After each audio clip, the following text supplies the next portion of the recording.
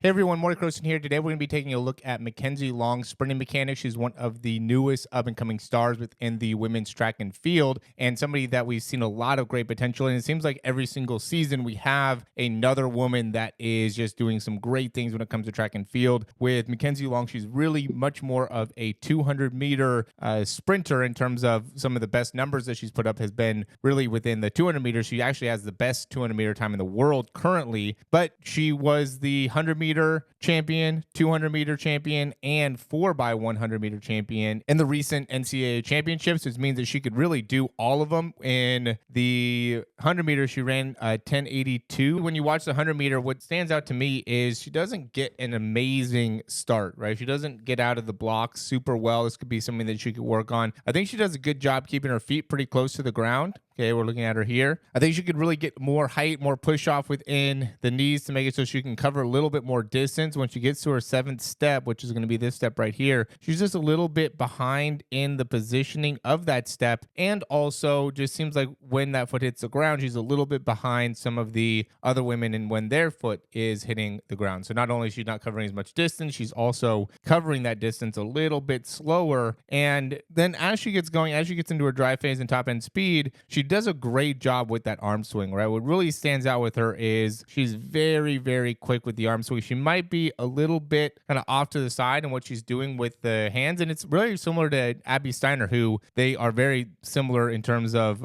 a lot of things within their sprinting and even what they've been able to accomplish. And so we could see a very quick turnover within the arms and a very strong pullback on one side going a little bit more towards the outside part of the body, while the other side staying very far or very much straight back, right? So she's getting a lot of transverse rotation when she ends up going here and pulling back. So that's going to recruit the transverse plane, the more the rotational core. And what's interesting about that is that kind of straightens out her core. But then when she pulls back here on the right side, now she really gets that right shoulder back and that left shoulder coming forward. And then again, straightens herself back out, pulling back. And when you look at the front part of her sprinting, what she does a good job of is either side or both sides, she gets the knee straight up and through, and she does a good job of landing on or in a position where the leg is facing straight ahead. There's sometimes where I'll see people when they get their arms kind of turned out to the side, they'll start to turn open a little more within the feet, and she does a good job of being able to maintain that. She doesn't look like she's getting too wide, but again, excellent job with the arm swing. Another woman who has very, very quick arm swing, who is also now the fastest woman in the 100-meter and also the 200-meter. In the 200, as she's coming around the curve, she's really in a good position. This is going to be,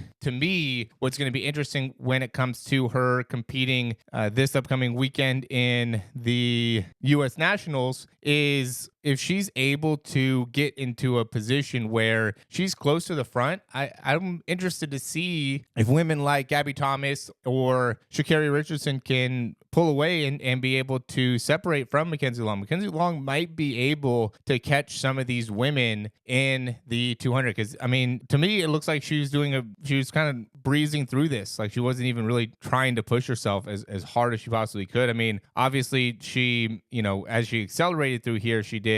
And you can see she has a good job kind of leaning back and forth within her head or swing and does a good job being able to really maximize the distance. She's not pulling off to the side as much within the arms. And again, just doesn't look like she's trying as hard here, right? Gets plenty of extension in the back part of the legs. And that's why I say, like, she's going to be a scary person when it comes to competing in the U.S. Nationals, somebody that's kind of underrated with what she's going to be able to do. And the 100 might not be able to be as competitive unless she can really get that start down. Top end speed wise, she's going to be very competitive. But I mean, we've seen this before with, kind of reminds me of Terrence Laird, right? We saw Terrence Laird a couple years ago do some really good things, but then just couldn't put it together on the national stage. But the thing is, I think that she is a little bit more fit when it comes to the size, right? The big question with Terrence Laird was he's just a little bit shorter, not as built, where she is, it seems a lot better built to be able to compete at the highest level. So I think that she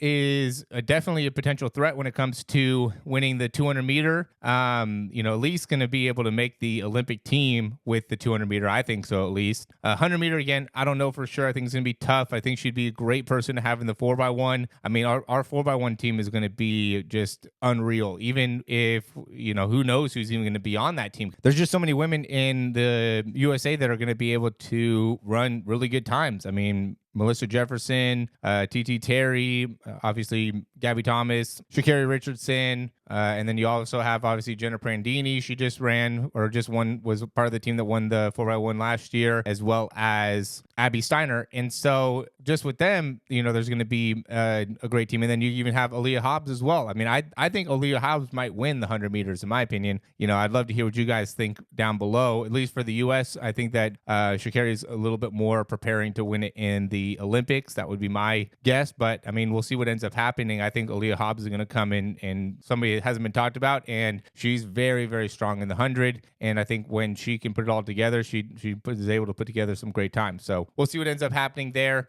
Within the 200, I think McKenzie Long is going to be top 3. I don't know if she has enough to be able to win it all. Gabby Thomas is going to be obviously great. There's a lot of great women in both the 100 meter and the 200 meter. So would love to hear what you guys think. That's McKenzie Long. What really stands out is that arm swing, and she's obviously very, very good when it comes to her top end speed. She has great range within her stride, and she's also motivated. She has obviously the tragedy that happened to her kind of makes it so, at least for me as a fan, you're kind of rooting for her, kind of pushing for her. I mean, I'm pushing for all the women to do great. Obviously you want to be able to see as much people have great success as possible, but there's something about having something like that happen and her being able to overcome it, where it's kind of that underdog story that you're really, really rooting for. So, yeah, McKenzie Long is, again, somebody that I think is definitely going to be very, very competitive, does a lot of great things, somebody that is very easy to love, very likable, and yeah, looking forward to next week. I hope you guys like the video. If you do, like it down below, subscribe, and as always, we will talk to you soon.